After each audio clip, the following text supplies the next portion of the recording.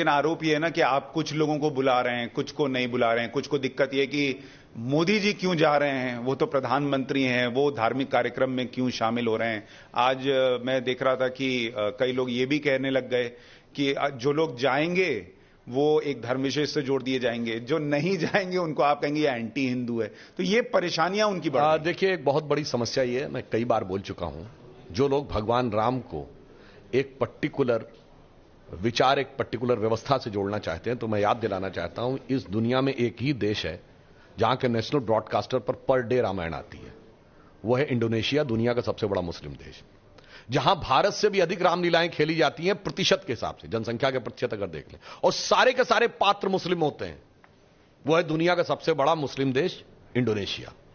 अगर कोई एक ऐसा देश है जहां की फर्स्ट लेडी मानती है कि उनकी वंशावली भगवान राम से है, तो वो है कोरिया। और जाके चेक करिए, कोरिया में 60% लोग नास्तिक हैं।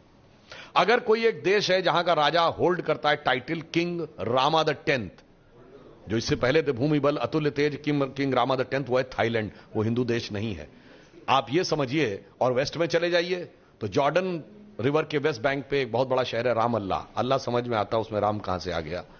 अब उसके बाद अगर आप देखें तो फेराहों की डायनेस्टी जहां से शुरू होती है, जाके चेक कर लीजिएगा, पहला राजा का नाम है RAMSES, राम से। राम कहां से आया, मैं किसी के ऊपर आक्षेप नहीं लगा रहा हूं, आप खुद सोचिए। और सुमेई प्रोविंस है जो इराक और टर्की के बीच में, कुर्दिस्तान के इलाके में, उसमें एक गुफा में एक चित्र मिला है जिसमें एक भारतीय राजा मुकुट और धोती पहने हुए और ऐसे हाथ में बाण लेके खड़े हैं, धनुष लेके, और सामने एक बंदर घुटने के बल यूं बैठा हुआ। तो बताने की जरूरत नहीं कि वो कौन है। और होंडुरास में जाके चेक करिए, मंकी गॉड। होंडुरास कहां है, लैटिन अमेरिका में।